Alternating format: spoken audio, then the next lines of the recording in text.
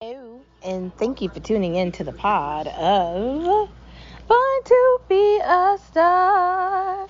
Today is Monday, and not just any other Monday. I actually have the Monday off, which means I'm not really off. I'm doing things. It's unfortunate, but it's life. Anyways, getting into the conversation, today is just another opportunity for you to recognize yourself in your mirror, utilize your mirror as an ability to see what you've done and where you're going next. It's something to help you on your journey, and who doesn't want to help with their journey to success and happiness?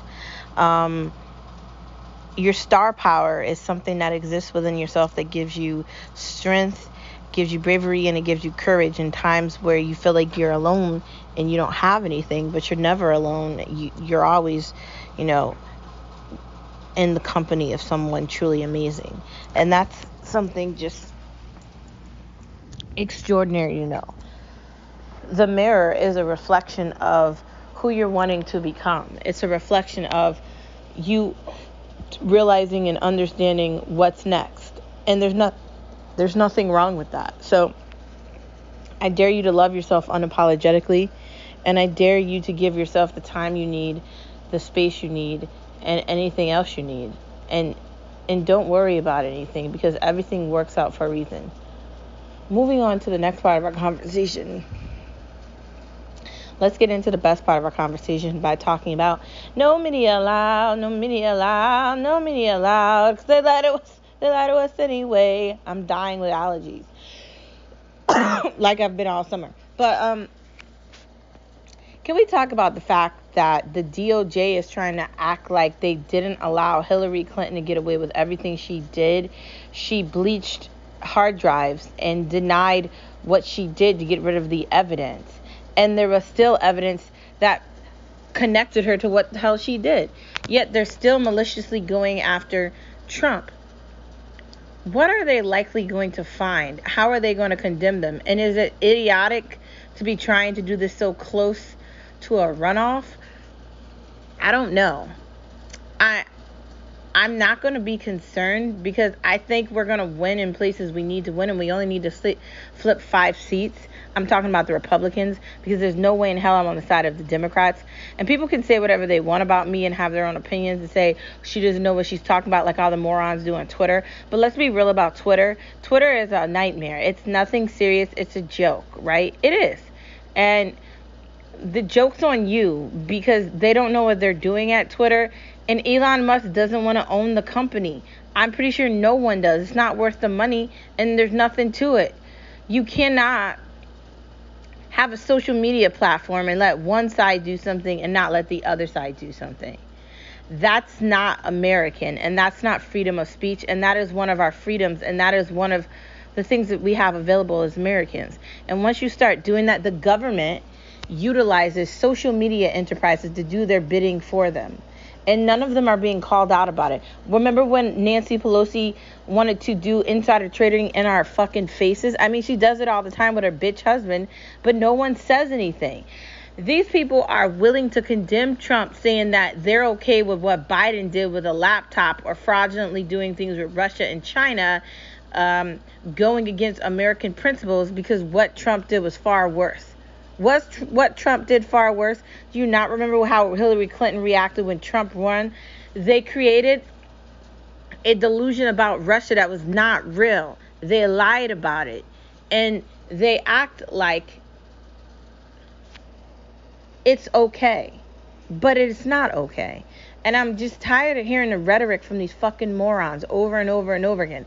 Where I live, the community I'm represented, the commercials on the TV when I'm trying to watch Wheel of Fortune or any other local show, I have to see these shitty ass things talking about the state I live in and how Democratic leaders have saved things. The Democratic leaders where I live haven't done anything but give people an ability to be bums and not do anything. None of these fuckers want jobs. None of these people understand responsibility. This is how you build wealth.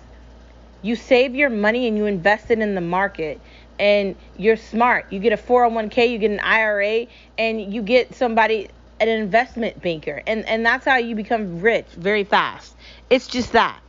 There, I gave you the secret.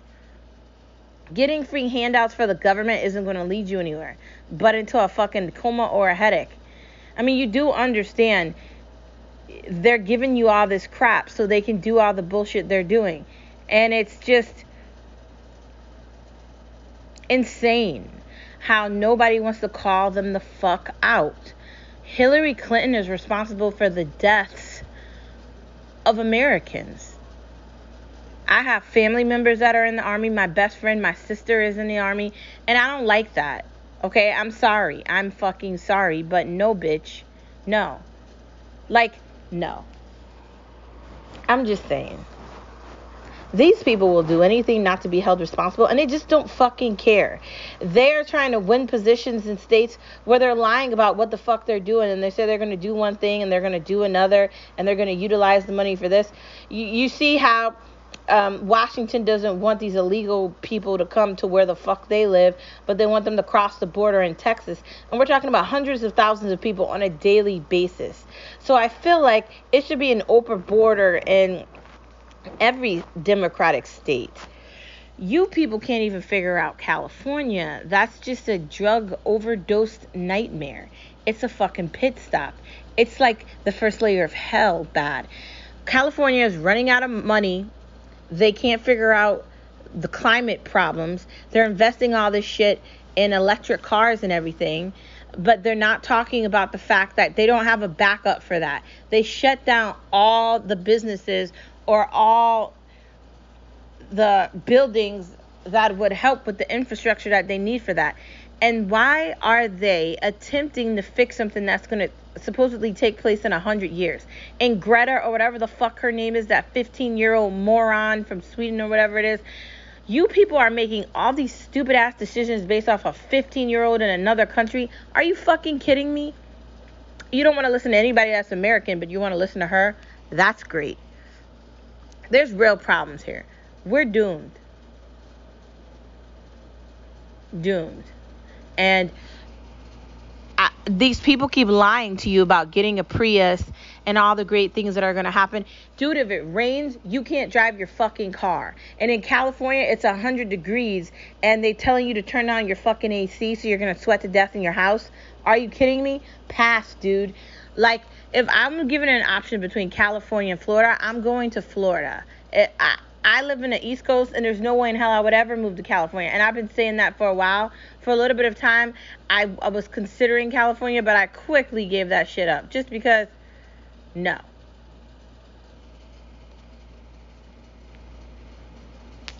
It's just insane. Why do we act like everything Democrats do is okay? Nancy Pelosi is shitty at running a state. The state is proof of that. Democrats don't know what the fuck they're doing. Jamal Bowman is a fucking liar. Andrea Osquez, whatever the fuck her name is, AOC, another embarrassment to herself. I don't want to hear about your white husband or your white fiance. Please, shut the fuck up. Meghan Markle and your pretending ass. Bitch, you ain't got no skills, and you go on television seeking attention to be... Why are you doing this? And this is what the government has turned into in the United States. I know people want to insult Britain for being in sorrow because the Queen died. And I did cry during the weekend because I was just devastated by that. She was the last person alive that represented something that we don't have anymore. Someone willing to sacrifice herself for a calling to be a leader and say things when you need to hear them, and offer you comfort when you're faced with horror and pain. I mean, granted, I was a child when Princess Diana died, and I don't really recall that, but I remember the one thing I can remember about Princess Diana dying was seeing her, the Queen. I remember that. Me and my husband love soccer. We love the Britain. We've talked numerous times about as we get older, we're going to want to venture over there and retire there at some point. Our kids can visit us, or maybe we'll just all go over as a family. Maybe at some point one day that'll happen. But I love that country. I love what that represents. I'm glad they got out of the bad situation they were in. And if Americans want to say rude, disrespectful shit about her on Twitter and act like what happened during the beginning of that situation was her fault, it's wrong to do it. It wasn't her fault. King, whatever the fuck his name is, got his head chopped off. It was his fault, okay? She didn't have any power at that point. This is more proof of what I'm talking about. They're trying to change things in the United States and rip away our constitutional rights. They're trying to remove the Constitution in the United States that does not include abortion rights, doesn't include same-sex marriage, and it doesn't include any of this shit. And I don't have anything against gay people, trans people, any of this shit. I really don't fucking care. But you people want all this goddamn attention and you never shut the fuck up. There's my problem. Nobody cares about me. Now it's becoming unnormal for just men and women to get married and have children. That's becoming strange. Now, these other people that have these different sexualities want all this fucking attention. While our country is burning down and Democrats keep spending money that we don't have, and they keep trying to tie things together by giving poor people stimulus checks that don't fucking need it and punishing us, I want you to ask yourself a question. How much is my taxes going to go up? I'm here to tell you, I don't know what the number is, but it's a lot. Yep, it's a lot. Anyways, thanks for tuning in to this Monday. No media allowed, no media allowed, no media allowed, because they lie to us anyway. They all fucking lie anyway, every day, always. I'm talking about NBC, I'm talking about CNBC, I'm talking about all of them. Clinton News Network, which is apparently trying to pretend like they're not democratic and they're trying to act like they're getting rid of people. But at the end of the day, what you represent is something, I don't know if you can fix it. Like, I don't know. Like, you've been sitting here lying about shit forever. And now you want to act like that's not what's happening here? Okay. Don't believe you. Just saying. Don't care either. Just saying. Just saying. Anyways, moving on from that, let's get into the next part of our conversation. And don't trust the media. If you're looking for news, go investigate on your own. Be your own reporter. Be your own journalist. Because real truth and honesty in the world doesn't exist anymore. They're lying about everything. There's no problem with climate change. I'm sorry. I'm going to say something before I move into the next part of my conversation, and I'm going to say it unapologetically, okay? Mother Nature can't be controlled by spending a certain amount of money and acting like you're going to be able to stop the fucking weather.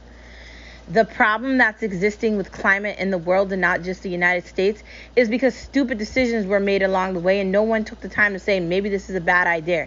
Things would have needed to be fixed 20, 30, maybe even 40 years ago. And that didn't happen. So now you're going to try to rush and run to fix shit? That's not helpful. See, the problem here is the fact that no one was thinking about these things all those decades before. So trying to act like you're going to fix shit for 100 years away simply isn't the issue, isn't the fixing of this. It isn't. It isn't.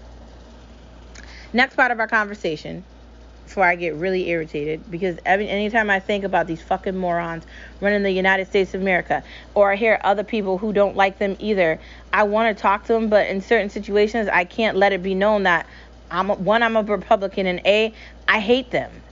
Because if you live in a democratic state and you voice your opinion, then they try to hunker down on you. And like, I really got to be concerned about my livelihood. So, like, it's just annoying. Beginning of our conversation, when you don't have time. I work full time, right? My job is very in depth and it's very hands-on and it's very time consuming.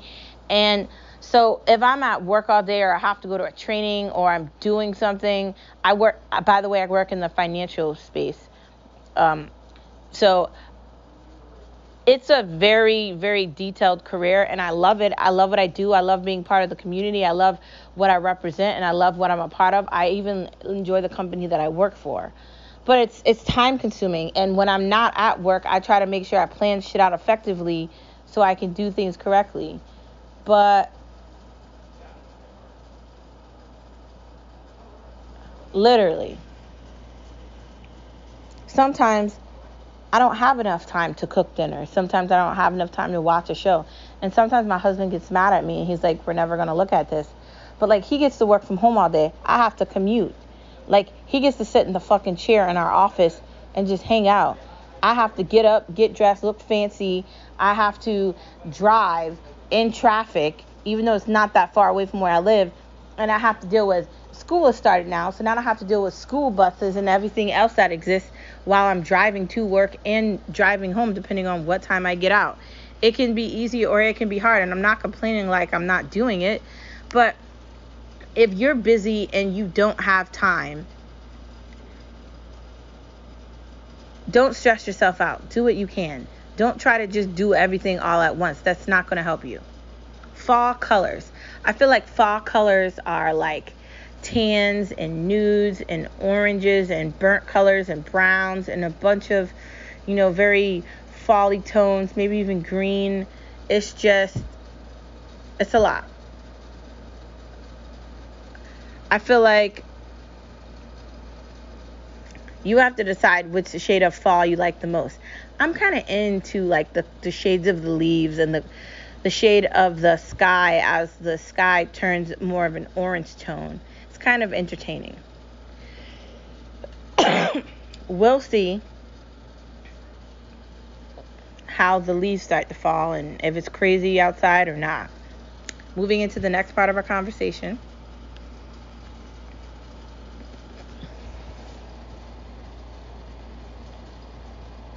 Getting rid of things you don't like. Like, I have a bunch of pocketbooks and I have a bunch of things, and I'm tempted to just go through the things that I have in my apartment right now and just start throwing shit out. One, I really need to do a better job of getting better quality like pocketbooks and shoes and clothes that are going to last for a longer amount of time that I'm actually going to want to use. Two, I don't want shit just hanging around so I'm staring at it all the time, because that drives me crazy and I don't like that. Okay, so literally, you just have to be careful. Oh my God.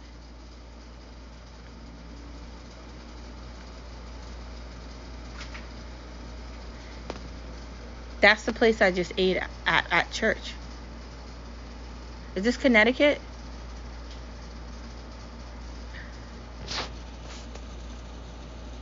Oh, no, it's not it. Never mind.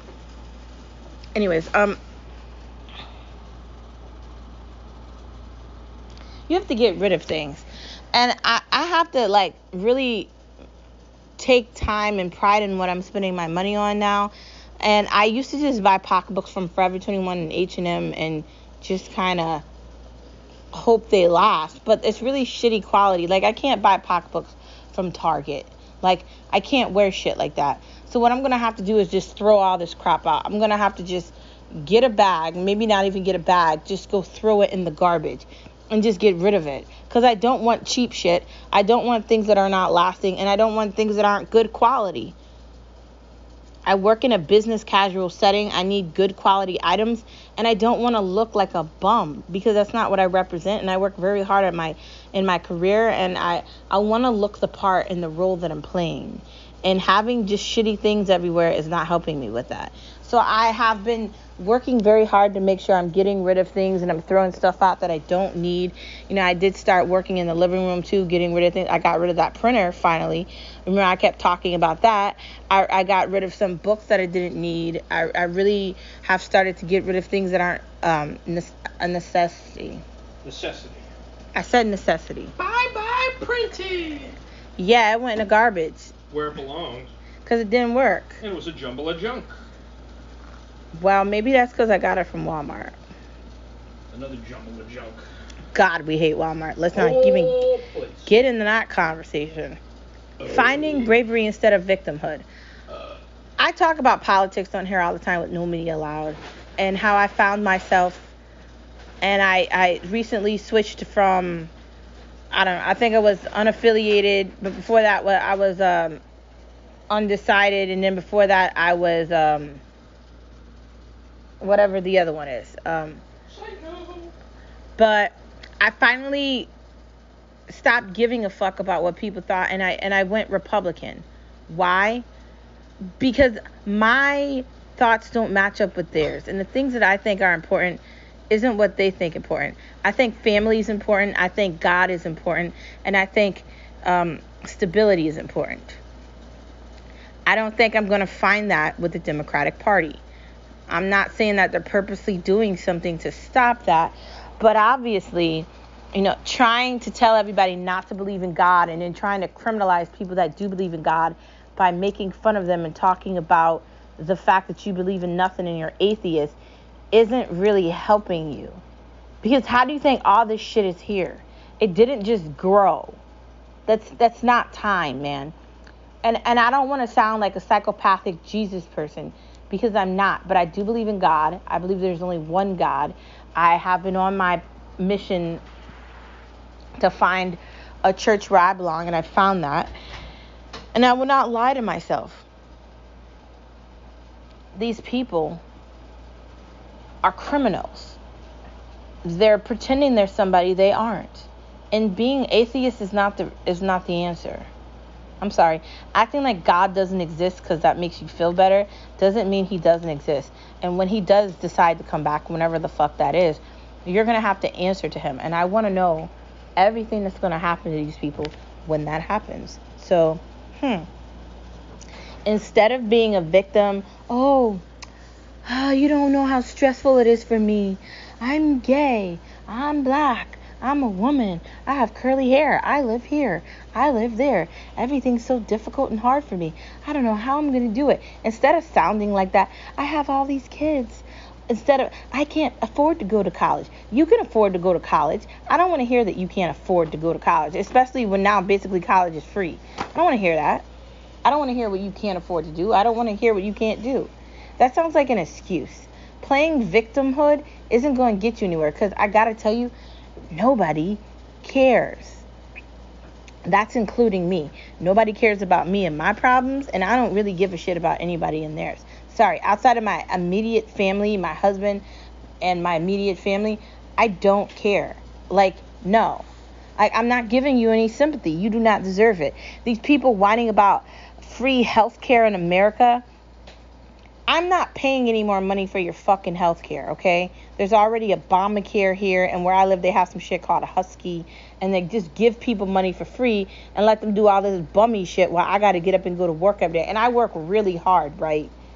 These people don't know what a job is or where to find one at. The government has incentivized people not to work.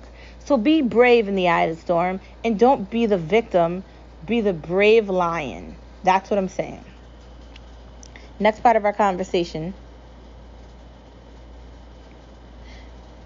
The difficulty of catching up on shows. Yo, I'm behind on so many shows right now. I got 3 shows I need to watch on Netflix. Dude, I don't have any time to watch it. I'm always working, man. And when I'm not working, I just want to sleep. And I need to watch stuff, but I'm just so tired. I don't know. It's frustrating because I want to do things, but I don't have any energy. I really don't. And it's upsetting, but God willing, I'll get through it. Next part of our conversation, outside of the fact that you can't watch everything. If you're trying to watch a show, I guess take it one episode at a time, and maybe try to watch 2 or 1 episode a day, and try to split it up so you can get it done quickly. As far as Lucifer goes, there's 8 seasons. I'm on season 5 or 4 or something, and I kind of just need to watch that show and get it over with. I will get to that. I'm just trying to watch some other things too. We'll see what happens. Netflix is still coming out with new things. Netflix just came out with a new movie that looks pretty good. Added it to the list, and I do want to watch it. It looks really good. I don't know about House of Dragons. I'm trying to give that a chance, right? I'm trying to just say maybe it's not completely woke. But the whole idea of acting like women were so underprivileged is irritating to me. Like, the main character is riding around on dragons, and that's cool, dude. But legit, man, can we please talk about the fact that there's a lot of emotional, like, ties here in this that just feel very, very, very strange. I don't know. And, like, it kind of reminds me of how they, like, quickly killed off the main character in Game of Thrones and made everything go one way, and everything had to be, like, something stupid that everyone hated. That's what I feel like here. Like, I have to keep seeing these things that are annoying. Like, why are you making men out to be something that they might not necessarily be? I don't know. That's just me.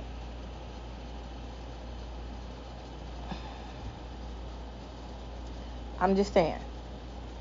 Moving on to the next part of our conversation. Outside of the fact that I don't know about House of Dragons, but I'm trying to watch it.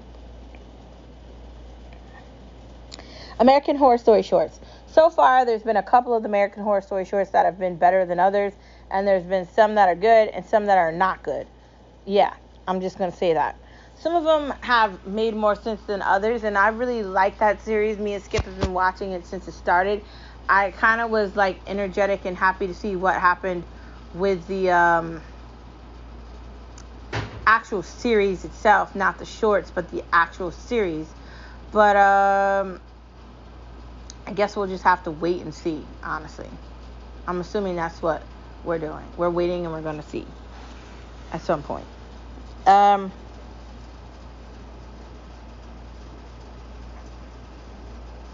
Halloween Wars.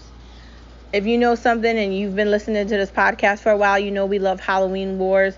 We also love the Halloween shows that come on HGTV too. Like Halloween Wars is where they're building pumpkins and ghosts, and they're using food and fondant, and they're creating like scenes from movies, and it's pretty cool. We love Halloween. We dress up every Halloween. This year we've already got our costumes picked out. I just have to order them. We are doing... Tell them. Camp counselors at Crystal Lake. Yep. But we're dead. So that's going to be fun. Skip's going to do my makeup and I'm going to do his. No. We're going to scare all the kids in our building. Yeah, they're going to be like, Candy, we're going to be like, I'm a dead zombie. Can I eat your brain? And I'm going to give them toothpaste. No, that's not what kids want for yeah. Halloween. Don't be that person, dude. I tell Skip, yo, when we have kids, he's going to be like the most embarrassing dad ever, man. No kid wants toothpaste or an apple. Don't be that person, man. Give them candy so they can, like, eat the candy all night and keep their parents up. That's hilarious. I find that's absolutely hilarious.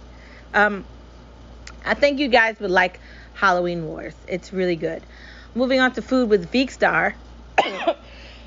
As I die from allergies. Again, more dying because my throat is killing me. Reusable chopsticks. So I finally brought reusable chopsticks, and I absolutely love them. I love sushi. I love ramen, and that's like my go-to foods right now. I am really getting back into Vietnamese, Japanese, and Chinese food, but more so Vietnamese and Japanese. I told you about that Japanese market I found, miso in West Hartford, that I absolutely love. I love all the simplicity of everything that's in there and the healthiness from everything that's in there. And as someone that loves sushi and the flavors from it, I figured I needed like tools to eat it with. And I love ramen, but I love eating ramen with chopsticks. I don't know about you, but it's just better than a fork. Like I feel like a fork is for like spaghetti or like pasta, not ramen. Like you need and I got reusable so I could just wash them off or put them in a dishwasher. Simple, right? You don't want something that's wooden because that's not like reusable, and you don't want something that you're constantly throwing away. I'm not a restaurant. Like that's why I like reusable items. Vietnamese food. The taste of Vietnamese food is like so stellar, man. Legit. It's just something about it that just, I don't know. It's just delicious, and I absolutely love it. Japanese food, the same thing. It's simplistic, but it's flavorful and it's clean. And I'm looking at the vegetables, and I can't wait to eat more of it. The inspirational dishes that I love. Well, I love sushi. I do love pasta. I do love lasagna, but I love it homemade. I do love really good burgers, and I love an array of different foods. Different countries make different things. I also love Mexican food. I love like tacos and enchiladas and chimichangas and just anything you could think of. I love Mexican food. I love West Indian food. That's always a go-to. Rice and peas, the pork that they make, jerk chicken, jerk pork, fish soup. I love all that. Cocoa bread. Every country has a different taste to it. And if you like different things, then you can like combine the tastes together, or you can find something that works for you.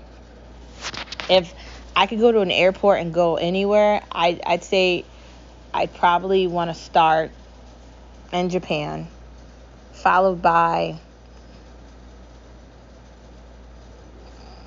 I'd say Ireland or Germany, because I am Irish and I'm German. But I'd also love to go to Italy too, because Italian food is not like sauce filled. Like the food in Italy is more lighter dishes. Like it's more cleaner. It's like tomatoes and like vegetables, and it's very simplistic. That's why I like the simplicity of eating different things. That's what I'm talking about. I do love varieties. And inspirational dishes can be anything. It could be lasagna. It could be manicotti.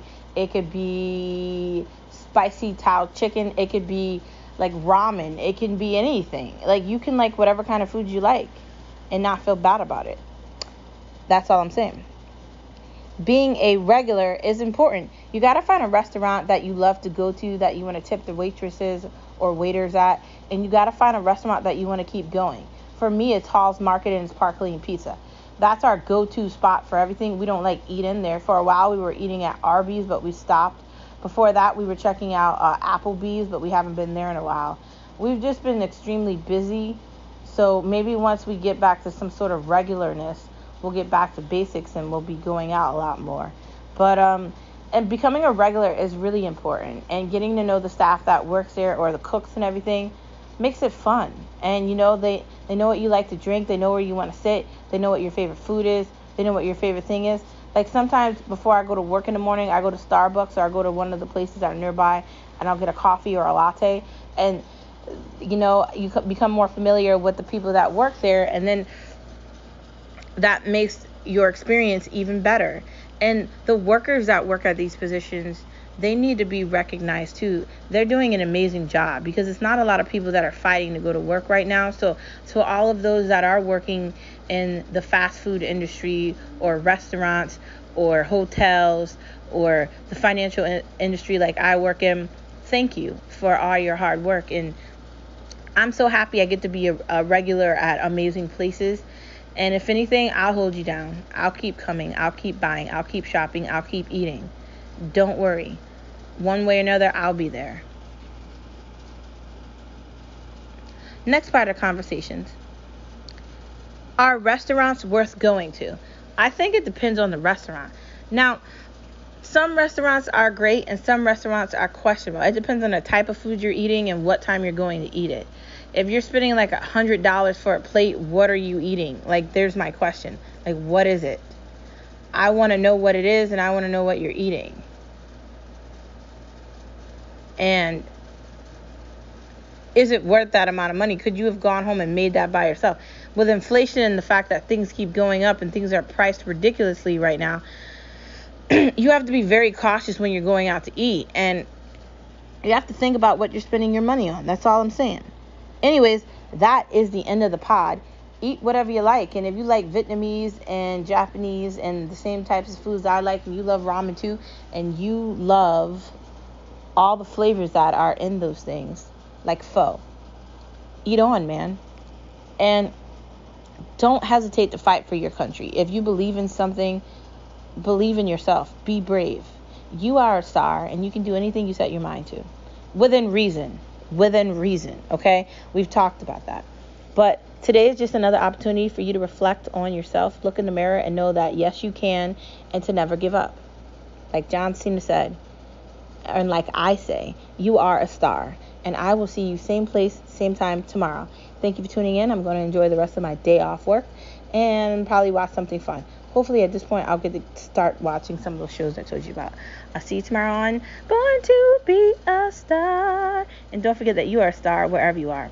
In Britain, I'm sending you love and hugs and prayers from my family to yours, from the Montanos to Britain. We're very sorry for your loss.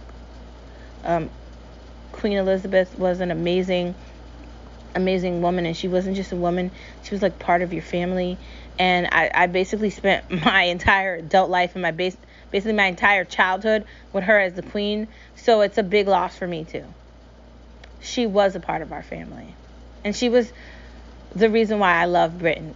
Not completely all of them, but she was a big reason why I loved Britain, and she will be missed. So please know that you're not feeling the sorrow and pain on your own. And please know that others care for you and want you to get through this, sadness. So take all the time you need, and we'll be here to support you. Thanks for tuning in to Born to Be Star, and I'll see you tomorrow. Bye.